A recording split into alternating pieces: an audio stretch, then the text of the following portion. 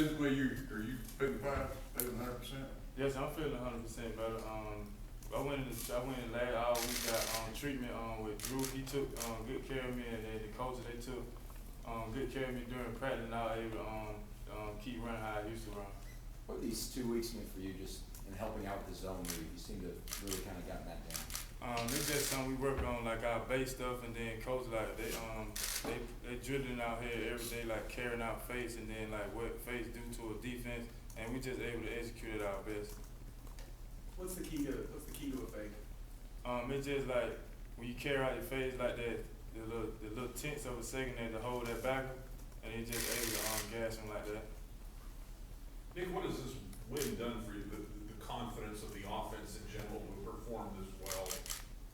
It built us up a lot of confidence going into the next week's game because like I said, we have a lot of offensive players on the offensive side of the ball that can make plays, and then our line they block the tears off us, so we just able to execute at a high risk. Nick, you've heard Coach Malzahn and Coach Lassie talk about the pace of this offense and what it can do to a defense. You got to taste that for the first time really yesterday. What was that like seeing that defense and knowing that you're able to run the ball all the time?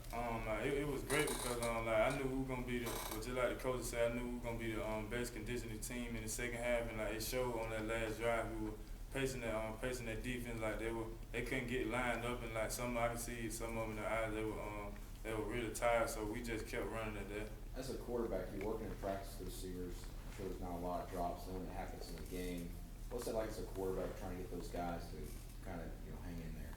They just come back to practice, just like staying after practice, like getting extra time and like on the timing throws, and then it just tell them just don't worry about it, just worry about the next play. Is that something that you've kind of taken on yourself?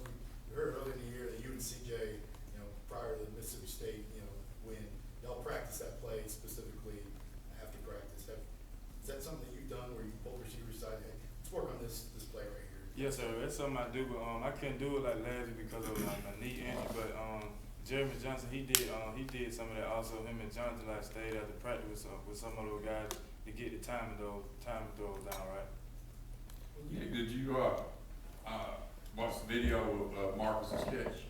Oh yes, I watched it. I watched it today with I just made a correct read. I could have hit the bang gate, but I just trusted Marcus because he had like a linebacker on him, and then he was out able to make that throw. He made an awesome catch for me. How much confidence do you have in those guys coming in those specific roles? Because obviously Marcus has played a 2-minute drill a lot for y'all. Because he hadn't really gotten a whole lot of playing time in that game prior to that last drive. Yes, sir. I trust him because he came in, he had fresh legs, and then obviously the linebacker that was in the game, they always been playing, and we were pacing him, and he was just able to get a couple steps on him. Then I made a correct read, and he made a great catch.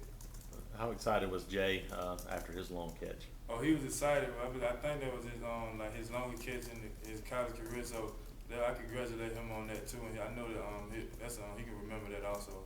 What were you thinking on the throw to Marcus? Did you think about where you wanted to put that ball and how hard you want to throw it?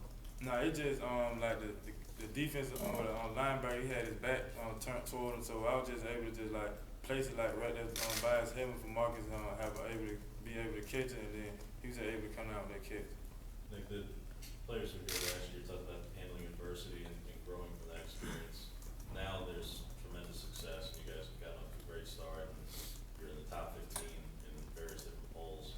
What do you think is the challenges now to handle the success and now having a target on your backs and being a team whose teams are going to be trying to knock you guys off each week? The challenge is just we just gonna get better every day, and just continue to get better every game, and then just not focus on it. We just focus on our base things, and then just go from there.